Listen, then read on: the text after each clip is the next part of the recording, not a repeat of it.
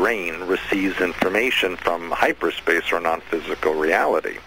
So when they have a song and they play the song and then you play it backwards and then you hear the words, your brain's picking that up anyway because that's how it translates or reverses the energy in order to understand. So it's a very ingenious way of hiding function instructions or programming instructions in the music. Do you believe that there is some carrier waves in some of the pop music that's out now? Oh, absolutely. In fact, there are subliminals and carrier waves in all music that is out now, no matter what the style.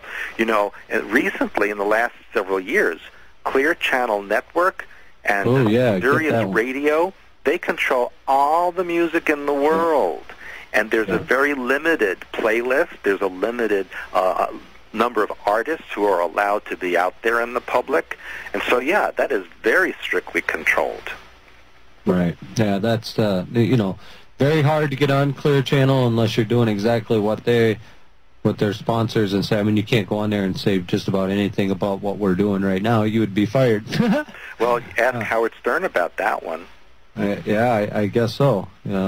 Censorship with him, you know, happened big time. And that's why he went to Sirius. And now I hear he's not doing so good there either. Well, you know, if you don't play the game, you get punished. Yeah. And that's what we see in a lot of the music industry whenever you have like a one-hit wonder. I mean, these bands are not just one-hit wonders. They're really good bands. But they only put out one really big song.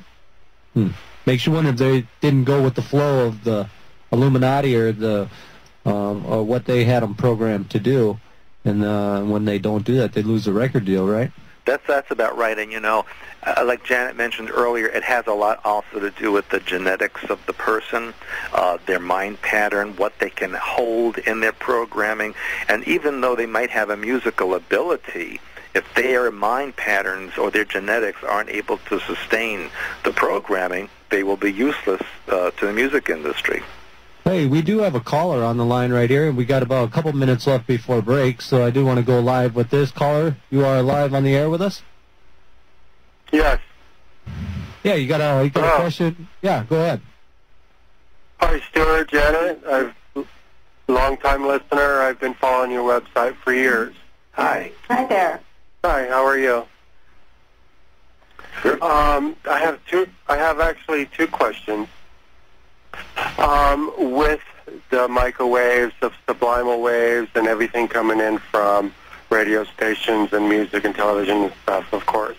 My question is that when I use your brown merger signs and the color protection techniques, that, example, when my thought patterns are addressed to whatever's coming into me, I don't hold it as long when I do use your protecting techniques. Is what I mean by it is the thought comes in and it's gone and I can block it immediately. Is this effective? Excellent. Yeah, that's fabulous. We teach people how to protect themselves against this so that they can determine what is their own thought and what's not their own thought. And it sounds like you're doing that. You're understanding right away when something's hitting you, hey, this isn't from me. We better stop that. That's great. Yes, and I've noticed a pattern in the past when I listened to heavy metal when I grew up in the younger days. And family used to tell me when I listened to this that I would end up getting angry or upset, and I didn't know why. Right. But and I'm obviously recognizing that and using your techniques washes away those thoughts to continue as a pattern. And I feel that's how I'm actually protecting myself with your work. That's excellent. And, you know, these days, we unfortunately, we have to use this 24/7 because you just never know what's going to be hitting you from out there. Yeah, and I think that's a good point that you made about the heavy metal because, and we're kind of going back to the frequency, those heavy metal frequencies are like taking your fingers and running them down a blackboard to your auric field. And it scratches and it does all kinds of things and just messes everything up. Well, when things are messed up and not in order, then it makes it easier for that ELF to penetrate and continue that chaotic feeling inside. All right. Well, if you guys, caller, if you want to hold over to the other side, we are going to go to a break right now. You're listening to The Truth Behind the Music with the Madman CJ. Hey, we're back with Janet and Stewart Swerdlow. We have a caller held over, so we're going to go ahead and get the caller back on here and go live. All right, caller, you are live with Janet and Stewart. Thank you. Okay, go ahead and Stewart, Janet. What you got? Yeah, go ahead. I'm familiar with heavy metal, R&B, pop, country, alternative types of waves that try to penetrate my thought patterns.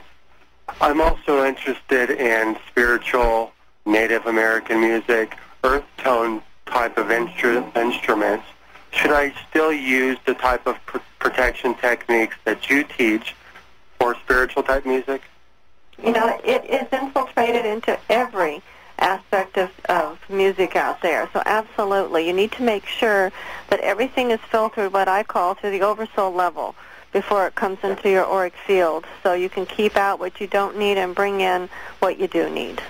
And if I may make a comment about the heavy metal music and even some rap music, those were designed in order to open up the mind to lower astral connections, so that a lot of the people that listen to that for long periods of time could actually have demonic attachments to their energy fields, and that could even attract that into your home, your business, wherever you happen to be playing that, in your car. So you have to be very careful with the kind of music that you listen to, and ask yourself, why do I listen to that kind of music? What does it mean to me? What does it do to me? Am I attracted to it? Can I switch from it easily, or do I must have that type of music? Those type of questions would give you a clue as to what's going on in the mind pattern. And my other understanding of this... and I'd like to thank you both. That my gratitude to both of you of what you guys been doing for the world in the last few years, and your Thank you very much. All right. Well, thank you, caller, for calling in. You have yourself a good day. All right, Janet. Now, you touched on a couple things there that I wanted to go over, and one is, when they're using these frequencies to actually go into the body. You mentioned there's some protection. Educate me on that, because what you said was kind of German to me. Okay, yeah, probably is to most of your readers out there, unless they're familiar with our site. But I talk a lot about the triad of self, oversoul, God, mind, and about anchoring yourself in the strongest strength that's available to anybody. And regardless of how you define what God is, that is your source. And when you're anchored in that strength, then nothing can attack you. And this kind of relates to what I was talking about earlier, when people are made to feel powerless. Well, when you're connected to your source, there's no need to feel powerless, because you are anchored in the strongest strength available. So, that's kind of it in a nutshell, so to speak. But once you know that you're anchored and you're strong, and nothing can penetrate into your auric field. And then, of course, we use the additional protection techniques, which technically they're automatically there when it's in your mind pattern to be safe. All right, well, we are going to take a break right now. We will be back right after these messages. You're listening to The Truth Behind the Music with Janet and Stewart Swerdlow. Okay, we are back on The Truth Behind the Music. All right, we have today's guest is Janet and Stewart Swerdlow, and welcome back. Thank you. All right, and I do have a couple questions here for you guys, and I know you probably get questions, but I think it's good because maybe I like to try to get questions that maybe the listeners are thinking of, and not just to educate myself, but to educate the people that are listening as well.